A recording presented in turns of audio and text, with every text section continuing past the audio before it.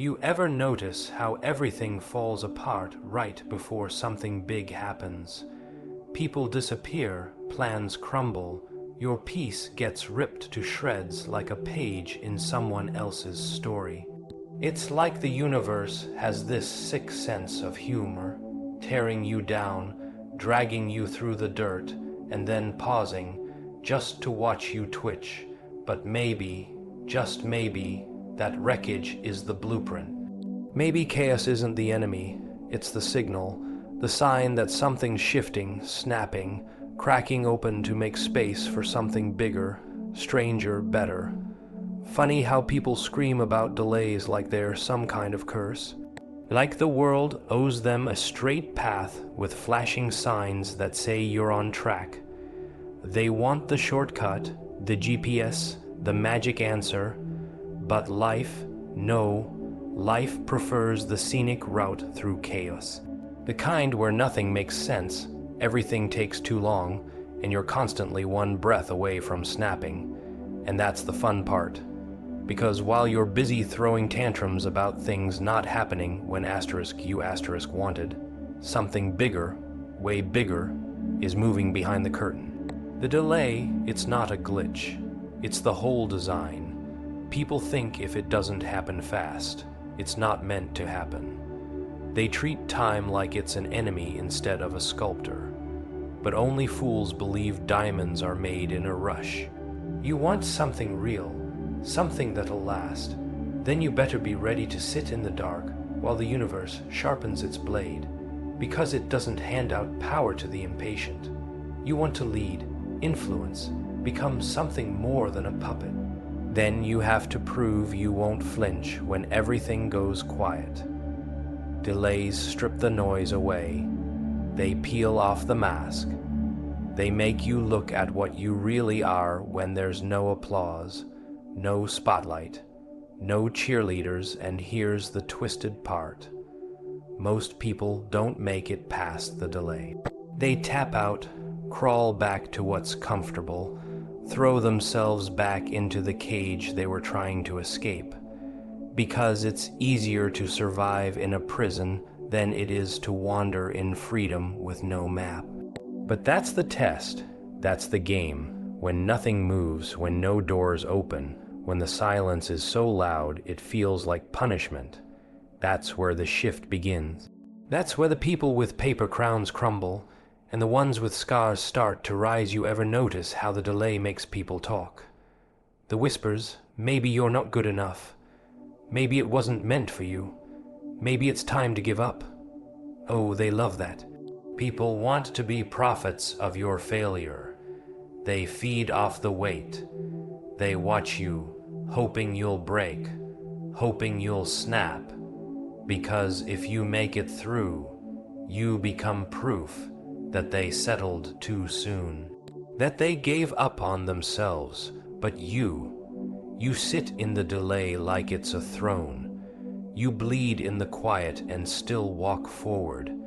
You wear the silence like armor. Not shame. Delays are where the pretenders fall apart. They don't know how to hold the line. They want validation, results, constant movement. But strong minds, they know that silence doesn't mean failure. It means preparation. It means there's something so wild, so heavy, so destined, it's not ready to be rushed. You're not waiting because you're stuck. You're waiting because the timing has to be surgical. If it comes too soon, it'll break you. If it comes too late, it'll miss you. But if it comes when you're ready, truly ready, it'll flip everything. So while everyone else is pacing the floor, checking their clocks, screaming at the sky like it owes them answers, you sit still. You get sharper. You study. You build in the shadows, because the delay isn't a pause, it's a forge, a fire. And when the time comes, you don't show up as someone who waited. You show up as someone who prepared asterisk. They'll think it happened overnight. That's the joke. The best things are always born in the dark, in the delay, while the world wasn't watching. But you were. You saw it all. You survived what they couldn't even stand to look at. And now, the delay doesn't look like the enemy anymore. It looks like a setup, a trap laid for the next version of you to walk into the room like you never left, like you were always meant to arrive exactly when you did. Letting go, huh? That phrase gets tossed around like it's some cute little self-help slogan. Just let go, like it's a balloon, like it doesn't have claws. But what they don't tell you is that letting go feels like death, like peeling off your own skin while everyone watches and claps and says it's good for you. Letting go isn't soft, it's not gentle, it's violent, it's messy, and it's absolutely necessary if you want to become anything that matters. See, people cling. Oh, they love to cling to people who drain them, to jobs that numb them, to pasts that haunt them. They'd rather rot with something familiar than risk growing into the unknown. Isn't that wild? They'll sit in a burning building with a smile on their face, saying, "At least I know this fire." That's how addicted they are to control, to predictability. They'll stay in hell if it means they get to hold the map. But growth doesn't come with a map. It comes with fire and loss, and that whisper in your ear that says, "This isn't working anymore." But no one wants to hear that. No one wants to admit that the thing they built their whole identity around was just scaffolding, temporary, training wheels. They hold on because they think without it, they're nothing. That relationship, that title, that reputation, they think it made them, but it didn't. It just distracted them from the real work, becoming. And you can't become if you're still dragging the corpse of who you used to be. That old version of you, it's not evolving, it's decaying, and if you're not careful, it'll take you with it. Letting go feels like betrayal, feels like quitting, but it's the opposite. It's choosing yourself. It's choosing freedom over performance, peace over approval, reality over fantasy. And trust me, people will hate you for it. Because when you let go of what's killing you, it reminds them that they're still clinging to what's killing them. You become a mirror they want to break, a truth they want to shut up. But that's how you know you're doing it right. If it doesn't make them uncomfortable, you haven't gone deep enough. You'll try to justify holding on. You'll say things like, "Maybe it'll get better," or "It's not that bad," or "I've already invested so much." That's the trap, the sunk cost fallacy of the soul. But the truth is, if you were supposed to keep it, it wouldn't feel so heavy. It wouldn't pull you down every time you try to breathe. It wouldn't keep you small when you were made for something louder. And the scariest part, the longer you hold it, the more it becomes you, until you can't tell where the pain ends and your personality begins. Letting go isn't just about walking away. It's about facing the silence that comes after, the echo, the empty room where that toxic voice used to scream. And oh, it'll be quiet, too quiet, so quiet you'll want to run back. Beg for the noise, but that's the detox, that's the withdrawal, that's the moment the chains fall off, and the mind tries to trick you into putting them back on. Don't let it. Most people won't make it past that silence. They'll cave. They'll pick up the pieces of what broke them and try to rebuild the same broken thing. But you'll stare at the wreckage and laugh, because now you see it. You see that holding on was never strength, it was fear. And letting go, that's the real rebellion, that's the uprising, the revolution of self. You're not shedding skin, you're shedding lies, the lie that you needed them, the lie that this was as good as it gets. The lie that you're only worth what you can hold onto. And as those lies fall away, piece by piece, what's left isn't empty, it's space. Space to become, space to breathe, space to finally hear that voice you've been drowning out with all the noise. The one that whispers, "You're ready now." Funny how people flinch at endings like it's a punishment. They scream, they panic, they beg for a redo, as if chapters aren't asterisk meant asterisk to end, as if you can keep every piece of the story forever. But the truth, endings are the best part. That's where the masks fall off. That's where the real story begins. See, when something ends, people show you who they asterisk really asterisk are. No filters, no illusions, just raw truth, served cold and sharp.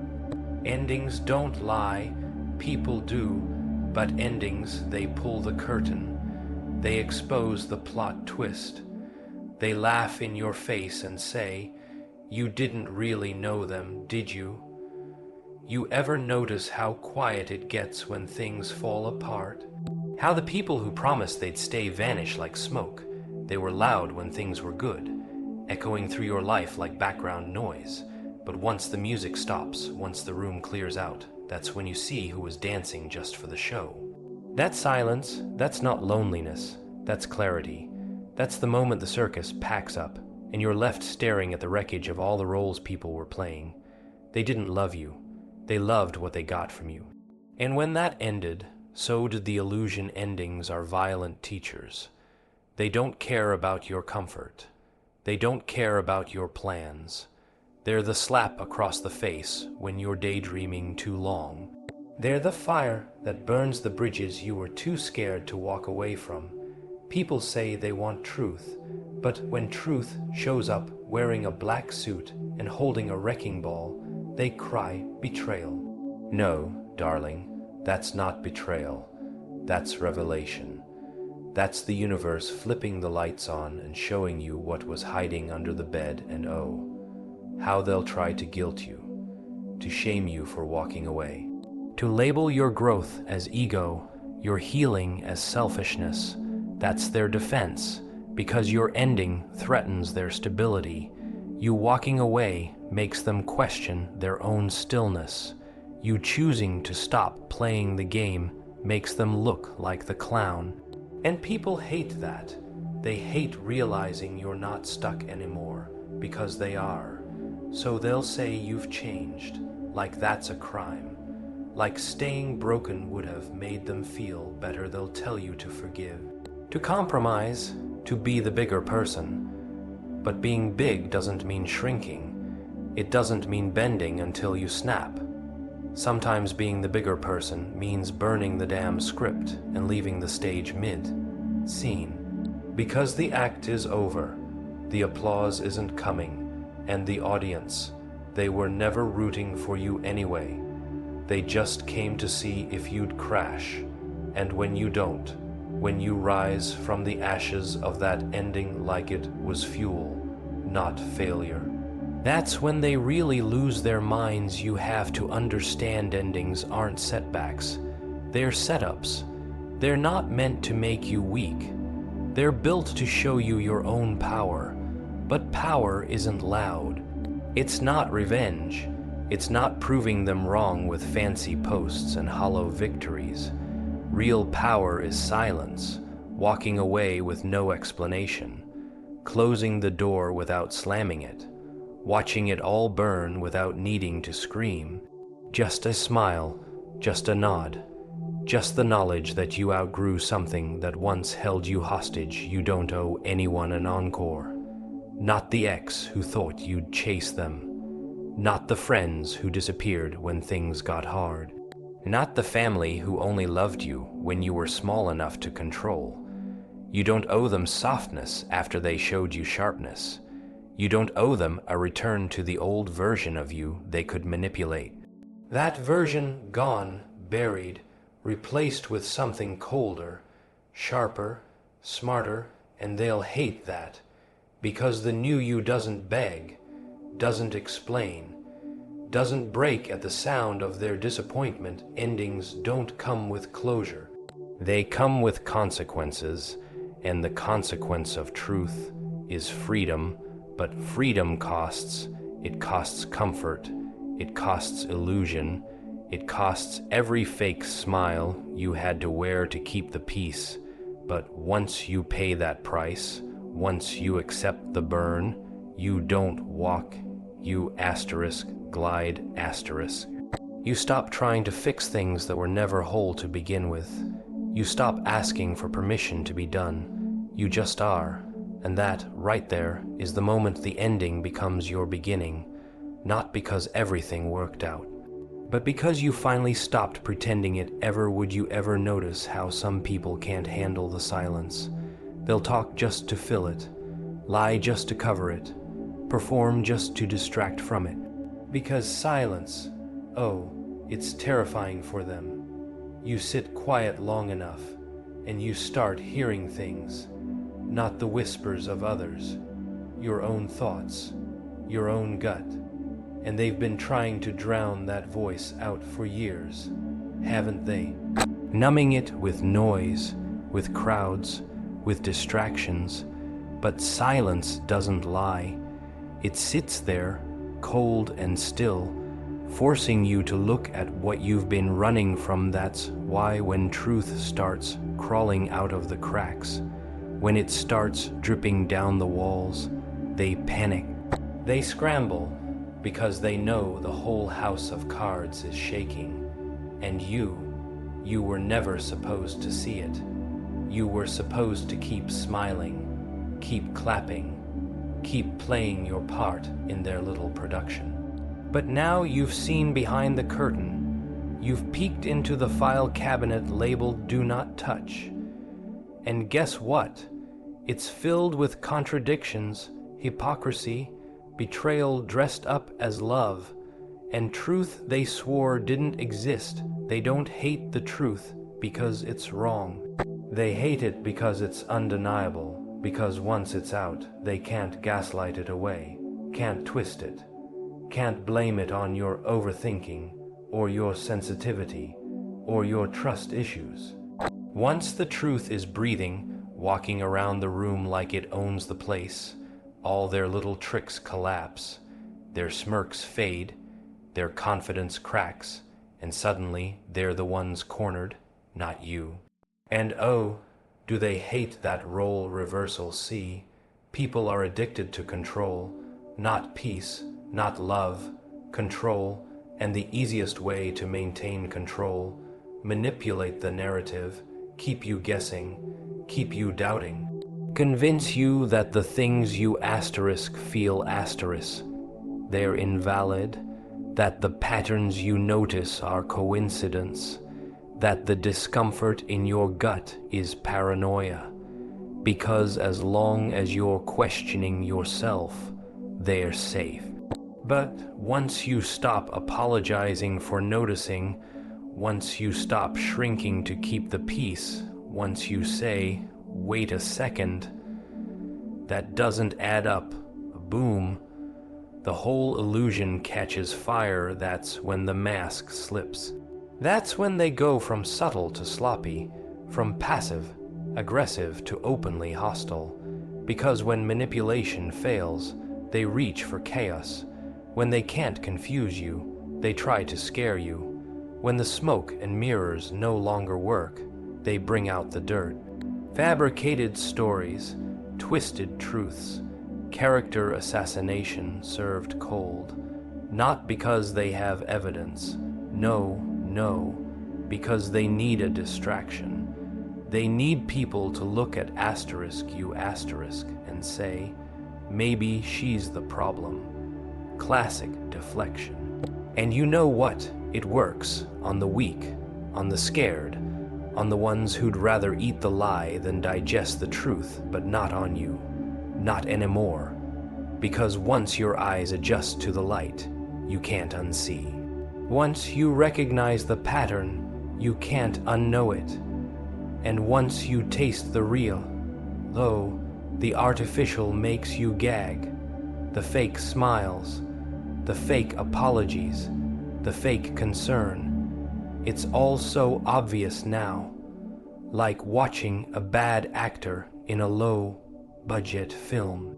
The lines don't land, the eyes don't match the words, the energy is off, because truth has a frequency, and once you're tuned into it, the lies sound like static. They'll say you've changed, that you're cold now, that you're not the same. Good. You weren't supposed to stay soft for people who used your kindness like a doormat. You weren't built to carry the weight of their guilt and call it love. You weren't born to be manipulated into silence, stitched up with shame, and sent back into the ring wearing a smile. You were meant to *C. And once you do, your presence becomes a problem, not because you're loud, but because you're awake. You start asking questions they don't have answers for. You start remembering things they hoped you'd forget. You start connecting dots they swore weren't there. And you start holding people accountable. Oh, they hate that word, accountability. It tastes like vinegar on their tongue because it means no more excuses, no more scapegoats, no more getting away with it under the cover of confusion. Now they have to deal with the version of you they can't manipulate. The version that doesn't flinch at silence. The one that listens to their words but watches their actions. The one that doesn't explain, doesn't argue, doesn't beg. Just stands there, still, unmoved, staring right through them like glass. Because you know, and they know you know. And there's nothing more dangerous to a manipulator than the target who's finally seen the whole playbook. You ever seen someone smile while bleeding? Not a happy smile. Not a grateful one. That kind of smile where you know it's all gone to hell, and yet something in you finds it funny, because after a while the pain gets so familiar, so predictable, it stops surprising you. They hurt you once, shocking, twice, upsetting, but the 5th, 6th, 10th time, now you're just watching the pattern unfold like a rerun you've already memorized. Same plot, same villains, same fake apologies wrapped in guilt bows. And at some point, you stop asking why they do it and start wondering why you stayed. Let's not pretend. They don't want peace. Peace doesn't serve them. Peace requires honesty, requires ownership, and most of all it requires losing control over you. So they'll create chaos, just enough to keep you dizzy, just enough to keep you questioning. It's not an accident, it's an art. Little digs, sprinkled compliments, a pinch of affection just when you're about to walk away. See, they're not feeding you love. They're feeding you crumbs and calling it dinner, and the longer you starve, the more grateful you are for scraps. But you started waking up. Not all at once. No, no. Awakening doesn't come with a thunderclap and a spotlight. It comes slowly, a text that doesn't sit right, a story that changes each time they tell it, a friend you stopped talking to because they didn't like them. And then, one day, you're standing in the middle of your own life, and you don't recognize it. You don't recognize yourself. The mirror shows a version of you that flinches at kindness and apologizes for breathing too loud. And that's when it hits you. You weren't losing your mind. You were just surrounded by people who made a sport out of pushing you to the edge and blaming you for the fall. And when you try to leave, oh boy, that's when the show really starts. They don't beg, not right away. First they mock, they joke. You're too sensitive. You're overreacting. Nobody else had a problem with it. That's the bait. They want you to fight, to explain, to prove you're hurt so they can tell you it's invalid. Don't fall for it. Silence is louder than screaming when it's coming from someone who's always had to scream to be heard. Your silence is a threat. because it means you're done performing. Then comes the panic. Not because they love you, no, because they can't control the narrative anymore. You're supposed to play the villain now. You're supposed to throw a fit, slash tires, scream in the street. Why? So they can point and say, "See, told you she's crazy." But you don't. You stay still. You let the silence make them squirm, because deep down they know. They know exactly what they did. And they were counting on you never figuring it out, but here you are, holding the pieces of the mask they wore, seeing the reflection of your younger self in the shattered glass, bruised, confused, apologizing for things that were never your fault. And now you stop saying sorry for their behavior. Now you stop playing therapist to people who get high off your pain. Now you stop walking on eggshells in rooms you built with your own damn hands. They'll say you've changed. Of course you have. You had to. Because being soft in a room full of blades isn't strength. It's slow death. You learned that strength isn't in how long you stay. It's in knowing when to walk away without looking back. It's in knowing that love isn't manipulation and trust isn't built on fear. You've learned to recognize the red flags that used to look like romance. You've learned to listen to the silence between their words, because that's where the truth lies. They wanted a puppet. You turned out to be a mirror. You showed them who they were. They hated it. People like that don't fear being alone. They fear being exposed. And the moment you stopped reacting, you stopped being fun to play with. The moment you stopped explaining yourself to people committed to misunderstanding you, the game ended. No climax, no curtain call, just you standing where they swore you'd be broken, smiling in that way that says, "I see it all now."